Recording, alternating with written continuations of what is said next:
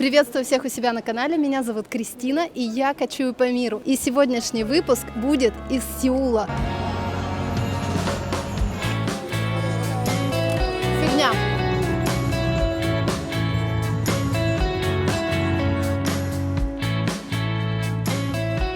Мы прилетели из Осаки в Сеул и решили совместить две страны, но в Сеуле мы пробудем совсем чуть-чуть, буквально это 3 дня, и потом мы уже улетаем. Мы летели из Японии, и из Осаки был недорогой билет в Сеул. Решено было лететь через Сеул и посмотреть этот город, разблокировав еще одну страну для себя. Но так как по времени мы были ограничены, в Сеуле решили остановиться на пару дней, о чем я в дальнейшем пожалела. Надеюсь, что еще доеду до Южной Кореи, задержусь подольше как в самом Сеуле, так и прокачусь по другим городам этой страны. Кстати, выпуск из Японии уже у меня на канале, обязательно посмотрите. А локации из наших перемещений у меня на канале в Telegram. Обязательно подписывайтесь туда, там контент выходит быстрее и намного чаще. Мы сейчас стоим в аэропорту, и мы покупаем билет, чтобы доехать. Нам нужно доехать до центра, до Сеул Стейшн. То есть, тут все, в принципе, интуитивно понятно. В общем, вот покупаете здесь билет.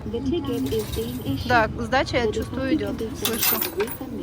Поменяли $200 в обменнике. Как здесь курс? Мы с тобой не узнавали, хороший тут курс, нехороший тут курс. Ну, в общем, курс на 4% отличается от гугловского, так что, в принципе, сносно вполне. Ну, то есть, понятно, на больших суммах будет заметно, но вот так вот $100-200 поменять, в принципе, нормально. В общем, поменяли как раз $200. Сейчас едем до Сеул Стейшн, селиться в наш хостел, не хостел, в общем, там с жильем в Сеуле точно так же, как и в Токио, довольно дорого. Мы арендовали не заранее, арендовали тоже, вот как в Токио полетели, как в Японию полетели, где-то за неделю до поездки, так и здесь. Поэтому выгодных вариантов мы не нашли, и поэтому заселились, наверное, не в самый комфортный хостел. Сейчас будем смотреть, как там будет по факту. Помните, мы покупали билет в аэропорте? Короче говоря, его можно вернуть, получить деньги. Он single journey ticket. Тыкаем. Все. Бам. Билет вот сюда. Окей. Чуть ниже. Во, смотрите, бабки еще вернут. Бам. Вот так вот. Так что не забывайте. Мы доехали до центра города на Сеул Стейшн. Сколько стоила у нас проезд? Мы ехали на поезде, который останавливается на всех станциях. 11 тысяч за двоих. Это около $10. Вообще, представляете? Причем этот аэропорт находится довольно далеко. 40 километров от города. Да. И вот мы за это заплатили $10 за двоих. Мне кажется, это отличная цена. Да, даже 9. Но можно ехать на экспресс-поезде. Он, видимо, гораздо быстрее едет до своего места. Он будет ровно в 2 раза дороже. 22 тысячи, наверное, около. Наверное, уезжать, когда поедем на экспрессе. Как-то в Сеуле все попонятнее, чем было в Японии. Более интуитивно понятно, где метро, куда идти, как им пользоваться. Попроще как-то, потому что в Японии они замудрили капец с общественным транспортом. Было тяжело разобраться с ним. Рум-тур. Я вот сейчас стою у входа. Здесь вот такая у нас прихожая. И, собственно, вот комната, 2 раздельные кровати. Какой-то бомжатник. Но в целом все, в принципе, чисто. Ладно, где мы только не жили. И туалет. Туалет, душ в пол. По славным азиатским обычаям. Утеплитель окон. Посмотрите, как они сделали пупыркой. И окна двойные. То есть там сзади еще такие окна. И есть кондиционер. Как-то так. Не холодно, да, вроде бы. Выбрались искать еду, вышли из своего гестхауса крошечного, мы заселились, там капец. О, смотри, какая-то веганская еда. Кирилл хочет испробовать корейские гадости. Давайте, в общем, мы пришли, вот у нас тут прям поворачиваешь, и прям сразу же какая-то улочка оживленная с кучей еды всякой, куча народу, так что я думаю, мы что-то найдем. Смотри, вот там толпа европейцев сидит, и тут, по ходу дела, недорого стоит. Так, что у нас тут есть? Какие-то кимбабы. В общем, сейчас, по ходу дела, пойдем куда-то есть. В общем, оживленная улочка прям у нас под боком. Что-то мы вот так идем по Сеулу, и нам как будто бы даже больше, чем Япония нравится. Представляете, это так неожиданно. Вот эти ночные рынки оживленно, но не перенасыщенно людьми, и прям очень уютно и классно. О, шпажки. Слушайте, все. Любовь с первого взгляда. Корея прям как-то победила Японию. Мы начали, поддаваться фастфуду. Взяли вот такие чизбоулы. Стоили они 7000 вон. Горячо, да? 6 тысяч вон. 6 тысяч вон. Полная фигня. Мы же пришли пробовать корейские гадости. Сыр в панировке такой.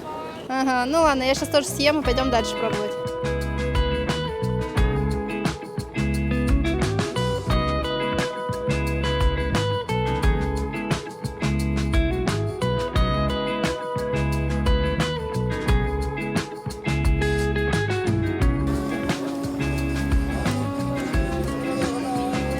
Фигня. Конечно. Невкусно. И они не умеют это готовить. Мне кажется, на Кавказе бы это лучше приготовили. Конечно, брат.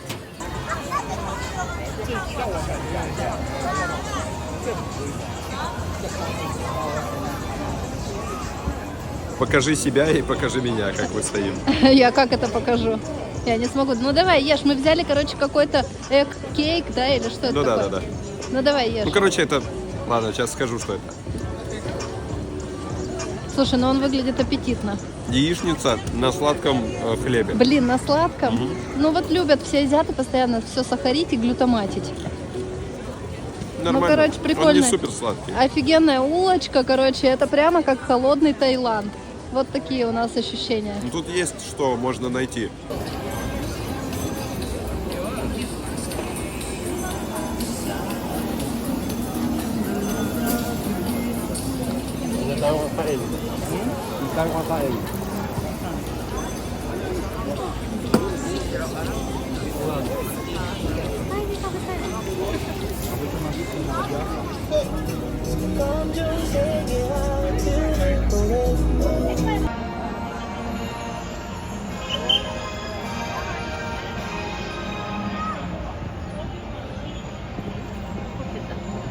Сейчас мы вышли с нашего хостела, капец, как холодно, мы промерзли, было неудобно, жутко некомфортно. Я еще раз поняла, что я терпеть не могу холод. Мы обязательно вернемся в Корею еще раз, в более теплый период, чтобы посмотреть как следует. Сейчас мы по плану идем к замку, самому главному сеульскому. Как он называется? Гёнбокгун. Гёнбокгун. Что-то такое. Я вообще, корейский еще сложнее мне произносить, даже чем японский. Мы идем туда, но в сам замок мы не пойдем, потому что, ну чё, блин, мы замков не видели, пофиг на этот замок. Мы походим там в округе, потому что там прикольная Ханбок Вилледж, это такие домики их старенькие. Мне кажется, это напоминает что-то вот в Киото, вот эта улочка, которая, где видно пагоду. Мне кажется, это что-то вот из этой серии. Мы гуляем по этим улочкам, там наверняка тоже продается куча всякого барахла, я это все очень люблю. Поедим какой-нибудь уличной еды, попьем кофе. Возможно, посетим рынок их корейский, есть такой большой, там тоже неподалеку рынок. И, конечно же, съездим в дизайн-плазу, которая построена от Захи Хадид.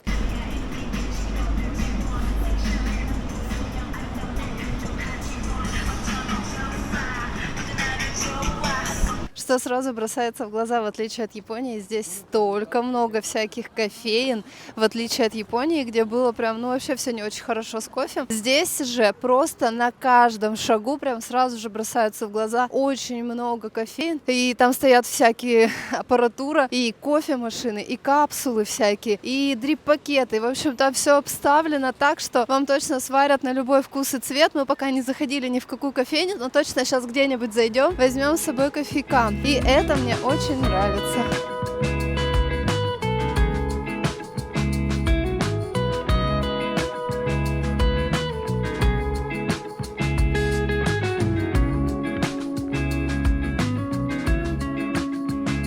Вот мы и подошли к супертуристической улице с домиками. Здесь, конечно же, все очень красиво, куча сувениров. Кстати, при этом не так много людей, как было в Японии. Ну, возможно, еще раннее утро, поэтому не так много народу. Букчон Ханок Вилледж. Исторический район в Сеуле расположен между двумя знаменитыми дворцами Гёнбокгун и Чандеокгун. В оба дворца мы не пошли, зато погуляли по улицам с традиционными старинными домиками в стиле Ханок. Это одна из самых известных традиционных деревень в Сеуле. Не только туристическая достопримечательность, а жилой район, где местные жители продолжают жить в традиционных домах, что создает атмосферу, где старинная архитектура сочетается с модными современными кофейнями. Сюда приходят туристы и местные жители, чтобы арендовать традиционный наряд и сделать классных фотографий. Район расположен на возвышенности и есть несколько смотровых площадок, с которых открывается потрясающий вид на деревню и на горы, окружающие Сеул. Это Это отличное место для фотографий. Но если придете погулять, соблюдайте тишину. Район жилой и повсюду таблички с просьбой не шуметь. На улицах даже стоят специальные люди, которые следят за порядком. Место приятное, на удивление было немного народу, и мы отлично прогулялись и полюбовались архитектурой.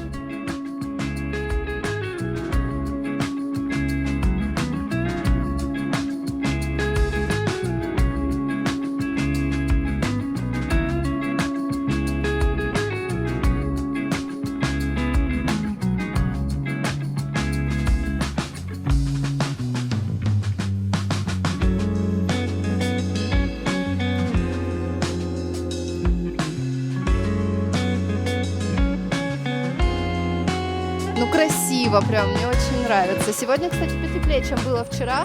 Ну, по крайней мере, чем было вчера вечером. В общем, прям прикольно. Сейчас мы приехали на рыночек. Будем окунаться в культуру. Обожаю ходить на рынки, когда мы приезжаем в какую-нибудь страну. Можно с едой, с какими-то товарами познакомиться с культурой этой страны. Пойдемте смотреть, что будет на этом рынке.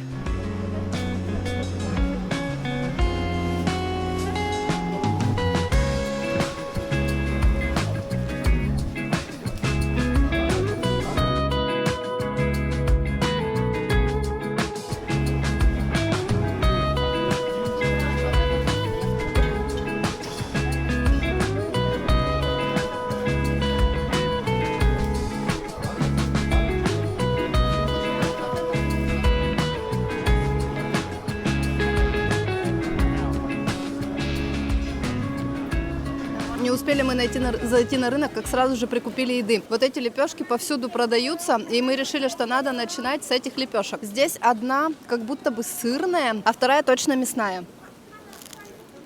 Ну, они вкусные, но они ужасно жирные. Ну, короче, явно очень нездоровая еда. Но, как и вся нездоровая еда, вкусные.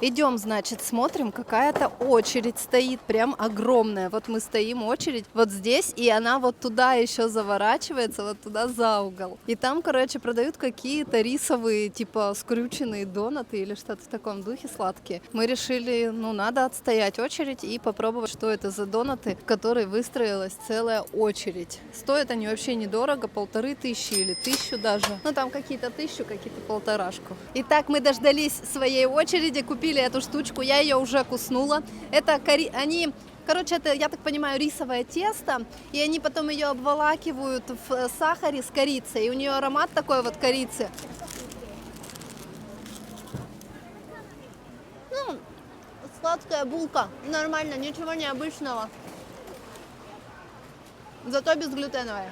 Сейчас мы идем в сторону Дизайн-плазы и проходим просто мимо такого огромного то ли рынка, то ли, я не знаю, рыночной улицы какой-то. В общем, здесь есть все на свете. Мне это чем-то напоминает Стамбул. Там в Стамбуле есть такая рыночная улочка. В общем, Сеул очень веселый. Неожиданно он мне чем-то напоминает такой холодный Таиланд, я это называю. Тоже куча рынков, куча еды, куча рынков с едой. Причем еда не только какие-то азиатские гадости неизвестные, но и куча знакомой еды, ну, по крайней мере, знакомых вкусов. Не какие-то странные там специи, которые ты не знаешь, и тебе они, ну, от того, что ты к ним не привыкла, они кажутся невкусными. А здесь прям можно, условно, шашлычки поесть с курицей. Ну, короче, прям вообще топ. Сеул прям очень мне понравился. Обязательно сюда вернемся.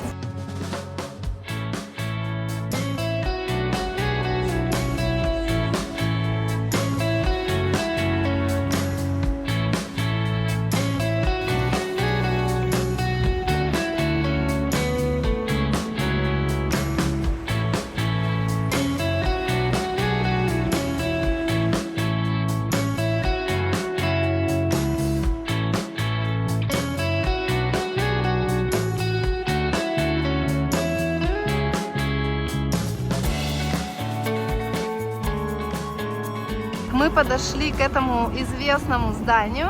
Сейчас погуляем, посмотрим, что здесь есть.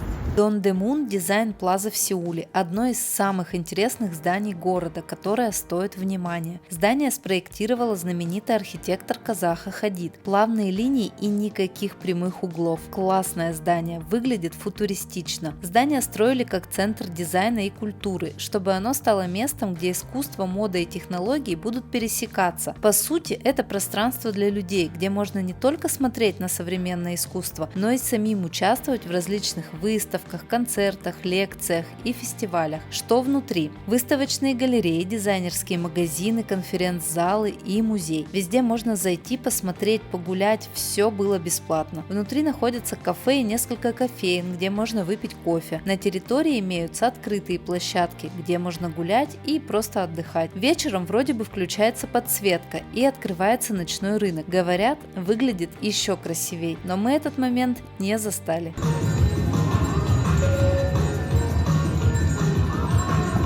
Посмотрите, здесь еще очень много всяких интерактивных развлечений. Кирилл сейчас решил поиграть и вот попрыгать на такой игре. По ходу дела что-то выиграл.